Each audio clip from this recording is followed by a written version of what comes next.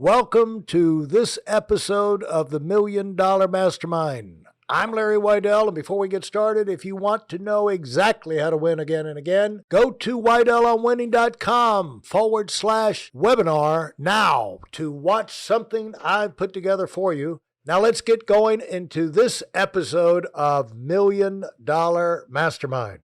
I'm back with David Landrum, and we're going to follow up on something David has very graciously decided to give me a few more minutes and talk about a statement he said on our third episode. And that is, if you persevere, you'll always break through. And if you break through, you'll never regret it. Or at least that's what he's found in his own life. And David, that's pretty profound. And you found that, you said, pretty much after you found the other, where that light bulb came to you, where you were in the hot tub, about the life of purpose and passion is better than, is better than life of leisure and pleasure. Yeah. So, that purpose and passion, is, I was found that we're put here for a reason, right? Yeah. The thing that hit me too, Larry, man, everybody's important.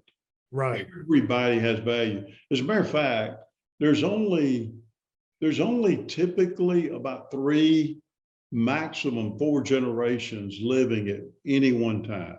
Yeah. And so, man, your generation, whichever one you're in, buddy, it's important.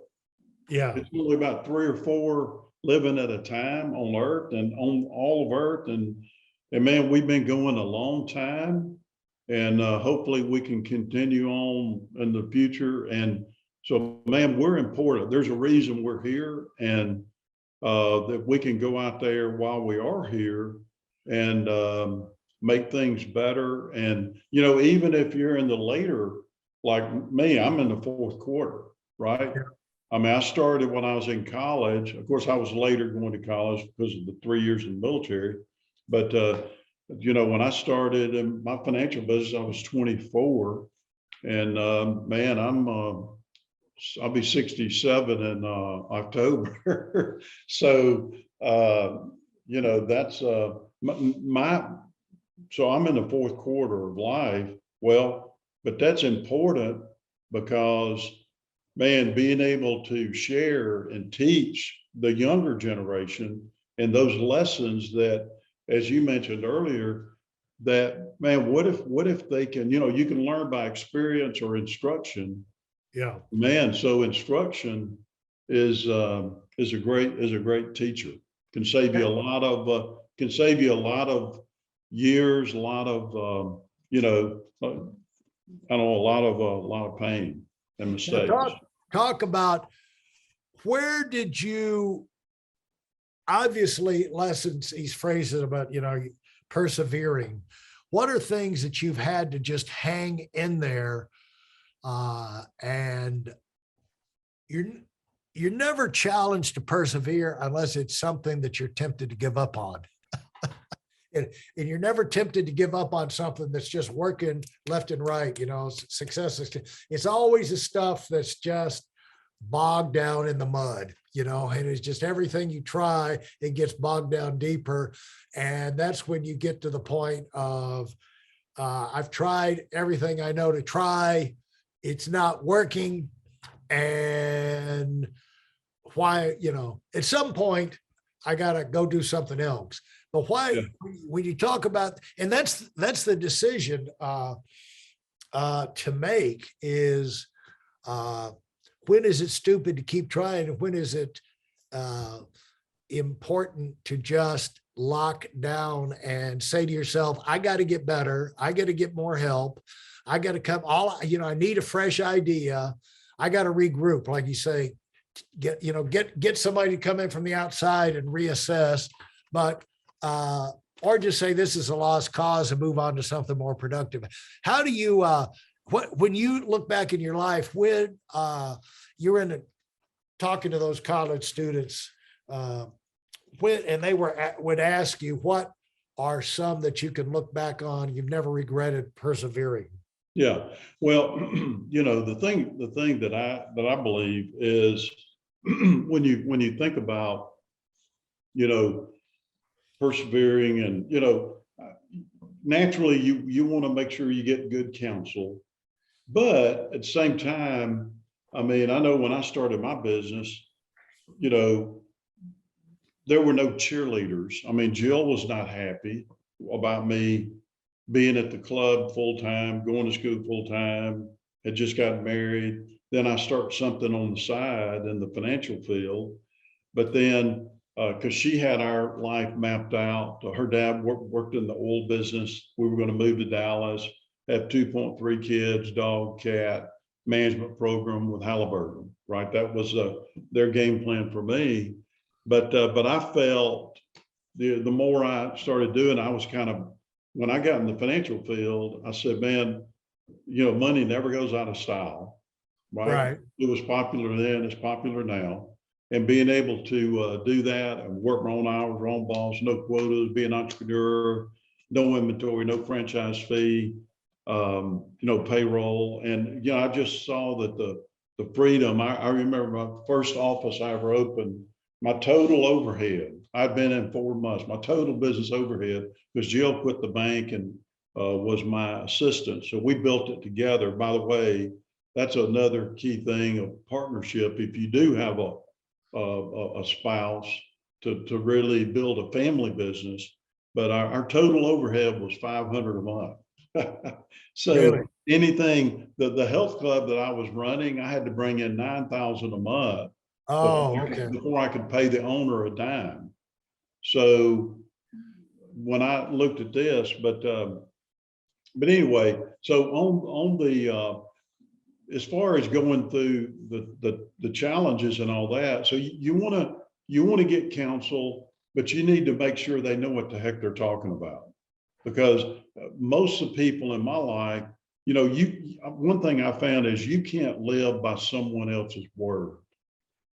You got to hear the Lord for you. That's where I think Psalms 32:8, I've got to instruct you in the way you should go. Well, you know what, if you're praying about that, I mean, if you believe in that, if you're praying about that, then then you just got to know in your heart that you're doing the right thing. And then if you're doing the right thing, then the real key, you got to flip a switch in your brain. The switch you got to flip is, the harder it gets, the harder you try. The harder it gets, the harder you try. So when it's hard, realize most people, I always used to ask myself, I'd tell myself, so look, what would most people do right now? They'd throw in the towel. So what am I going to do? Because I'm not going to be like most people. I'm going to get up 30 minutes earlier in the morning, and I'm going to try harder. And see, all of a sudden then the negatives become positive, because you told me no, because you rejected me, and you're not going to do business with me. You're not going to buy into my vision, whatever. I don't say that out loud naturally, but to myself, I'm going to get up. The harder it gets, the harder I try. So then that way the negative becomes positive, and I'm going to be bigger because of it. And I'm telling you, most businesses, matter of fact, I heard the story, true story, how these angel funds or whatever, they'll give away grants and all this stuff. They had this contest for as a technology, and this young man, I don't remember his name or anything, but he had this amazing development from a technology standpoint, and he won this big grant. It was like, I don't know how big it was, but he was a floundering company, and he got awarded this grant, and he turned it down. And they said, man, why did you turn this down? He said he found that in his business, he got the most creative in his business when he was within 2 weeks of going out of business, right? I mean, Wow. if you're committed to something, that's the problem. Most people throw in the towel, and they may have been, right around the curve, from making it. And then the other thing that I think that is, what, if your dream does come true, if you do make it, what are you going to do with the spoils of that? What are you going to do with the blessings of your business? And if you make that list out, it's probably not everything's about you and your nice car and your nice house, but it's probably about others, your goals, your dreams, your Right. family, your charity, community. Well, you understand, if you win, if you make it, you understand there are forces in this world that don't want that to happen. So you're going to go through hell. All Right. hell is going to break loose. And so a lot of people look at adversity the wrong way, rather than they let it discourage them. We almost need to get excited that, hey man, I must be getting close. I must be Right. getting close to a breakthrough. So man, I'm fixing to pour it on. I'm getting warm. It's getting Right. hot. And so I'm going to persevere even more. I'm going to get up earlier in the morning and just, that's got to be something on a heart level that, that you're willing to lay it all on the line and make it happen. Well, it's a mentality of, it's steepest. You're climbing a mountain. It's steepest as you get closer to the top, and you're more exhausted and you've traveled all the distance to get there. And so the biggest challenge comes right as you're getting ready to get over the hump. And if you got that in your mind, it's like, okay, I worked to get here, and I'm gonna fight my way through and enjoy the experience. I'm gonna see what I can learn out of it. But I knew, and basically you say to yourself, I knew this was coming. Right. But as you look back though, David, like, where are things where you were really challenged the most? Would you say specifically? Oh, Lord. Financial, business, personal, health. What's the nastiest challenge, toughest challenge you had to deal with, or the things you just despise to go wrong? Yeah. I mean, crap, man. Probably all of the above. All of the above. Everything you just mentioned. I mean, because it's, I think of, everything from naturally the business, and, you in business, you can make, I mean, hindsight is 2020. I can look back, at some things that I did that I regret doing. And the problem is, a lot of that water is under the bridge and you can't go back. But a lot of times we still live in the past. And, I think we can learn from that. We can look back and learn from it, but we don't need to say, well, even the bad becomes good when you realize that, what, that's why people that have had success and then they lose it, but then they make it back again. And you alluded to that earlier, in that, that experience where what to do, what not to do. Right. And you can collapse time frames. And so even the bad becomes good because you learn from it, what not to do again. And but I look back at, so sure, there are those regrets, but you know what? The main thing as far as going forward, I read a quote the other day. It said, use today to build the life you want instead of trying to escape the life you have. Yeah. And a lot of times those regrets. The things that will come, the thing you come across though, as like very even keel and like, just a slight adjustment, but the fact that it burns you and, you can't get to where you are if you haven't had experiences just burned you to your core, and made you furious, or just, at yourself or your whatever the situation or whatever, question what you're doing. In other words, Michaela, I love Michaela Shiffrin, the ski racer, and she has the winningest racer of all time, does everything perfect. She goes over, she's supposed to win all the medals in the Olympics. And first race goes bad, doesn't win the gold medal. And immediately the Twitter haters, this is like the legendary, take Tiger Woods times 10, in ski racing. That's Michaela Shiffrin. And you're just a loser. I always knew you were soft. It's like, what? You know what you're talking about? It's like, it's like saying to Arnold Schwarzenegger at his peak, I knew you couldn't lift a 5-pound weight. I knew you were all show, but unfortunately she listened to it, and it just ripped her up. She actually had a bad competition, because things every now and then, even Michaela Shiffrin has a bad, race. And but it threw her into a turmoil because she wasn't used to it, because when we work hard, we do the right things, usually things turn out right, and then when they don't, it's really tough to take. And so she was out there, she actually had this, it makes me question every decision I made for the last 15 years. Yeah. And I was like, no, Michaela. And I think I've brought this up on the podcast before, which is like, but guess what she did?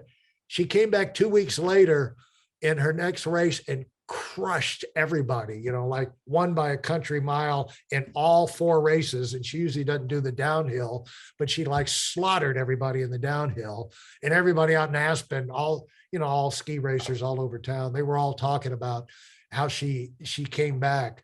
But it's just how, you've got to use that fury to squeeze out everything out of your life, get better, get tougher, and come back.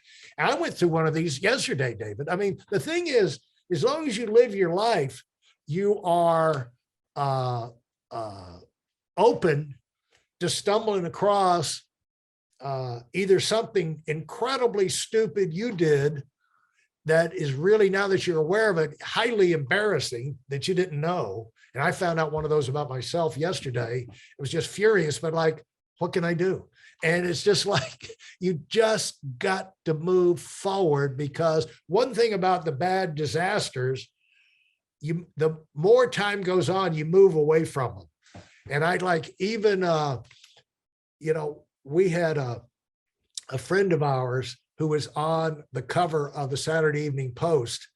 And one time back when that was a magazine, and, our People magazine, it's like you're on the cover of People magazine from some humiliating thing. Well, first of all, not everybody sees it. And then the ones who do see it didn't pay attention to it. And then the people that did pay attention and were talking about it, next week it's something else. So no matter how bad you flame out and you think, I'll never be able to show my face again, or this, that, the other. Oh, yes, you will, because everybody else is doing stupid things too. Well, and the thing about it is, we think everybody's thinking about us and that stupid thing, but really people are thinking about their own life. Yeah.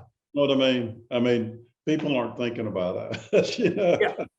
Yeah, and you could find that if you like have some kind of surgery, skin cancer surgery on your face or something, and you got to wear some kind of big towel around your head or something. And he's like, well, I'm going to go out. And then nobody even says anything. It's like, I'm walking around looking like a clown and nobody even blinks. It's just like, what? Usually we're worried, it's been so many days since I've shaved, or, this, that, and the other, I've got to be presentable. No, don't worry about it. Nobody's paying attention anyway. Right. And if they do say something, all you got to do is turn it on them and say, well, you look great today. I like that shirt. And then they forget about you, anyway. Right. Exactly. But David, but you said, like to keep things fresh, or to keep the perspective, and to keep, so when you get in that gutter moment of you just got to persevere, one thing, you know, you've talked about where you get fresh inspiration. You've gone around, and we were talking about the purpose for, you know, the value of this format of talking, where you said you've done it for yourself, where you've just gotten successful businessmen around town and taken them out to lunch and thrown questions at them. Is that right? Yeah, just ask, you know, 'cause I would, you know, say, look, man, can I buy you lunch? Or maybe I'd invite them to come speak to some of my leaders, and then I'd maybe get with them afterwards, because I always would ask questions and just, but that's where I think, and because I wanted to just learn, I mean, how do they think? What's in their heart? How have they been able to do what they are doing? And that's what I think about this is you're taking such a broad, and you know, you look back at all the podcasts. I mean, it's a trove of valuable insight into, you know, people, their mind, their heart, their life. And that, to me, the value of that, as far as being able to learn by instruction and collapse time frames, and you can say, hey, look, okay, what if you pick up two tidbits, three Yeah. tidbits over a 30-minute segment? Wow, that's Right. time well spent. Yeah, thank you. And the interesting thing about it is that most of the people I talk to, the people in their worlds, do not know the things they're hearing when they listen to this, because like in your world, you know, high achievers are usually involved in projects. And when they're talking to people, it's like solving problems, launching a new project, putting a new meeting together, a new program, a new product, counting down to that, dealing with the situations that have come up from the day, week, or month. And, you know, you're not really talking about how you think. You know, you see you're in action. You know, they see you in action, and they may get bits and pieces, but they never really get a chance to probe and find out how are your wheels spinning inside your head. And one of the reasons that, you know, I got a lot of encouragement early on when I realized, you know, love basketball, you know, I was short and slow, and so I'm never going to be in, you know, much of a player, but at a high level. But the thing is, can't play like Michael Jordan, but you can copy how he thinks. Same thing with golf. Can't play like Tiger Woods, but you can copy how he thinks. And those things, just those ideas, are very empowering to let you know that you can take charge of your life. You can direct your life. You can send your life in a different direction rather than just default, give in, throw up your hands. You know, you can make the decision that when things get tougher, get tough, I'm going to get tougher. You know, it's just like, I'm going to do the reverse.